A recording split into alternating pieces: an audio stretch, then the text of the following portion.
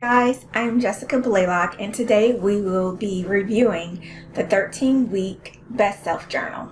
This is a great journal for people to become productive, effective, and focused. And so if you don't have the journal, we will also discuss different strategies that can help you become more effective in accomplishing your goals. It is the new year, and usually people are excited about creating goals, but sometimes they just don't follow through or accomplish them. So this is a model to help you throughout the year.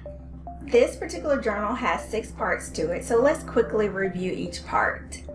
The first part is a profile that discusses yourself, an action plan where you can write in your goals, weekly actions, an area that shows what are you going to do each week and how you will reward yourself, a morning and evening focus.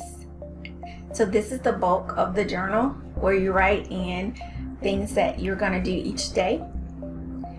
Your weekly review. At the end of your week, you review your progress and rate yourself, and you also do that at the end of the month. You review your progress and rate yourself. So let's review each part and discuss some healthy journaling techniques.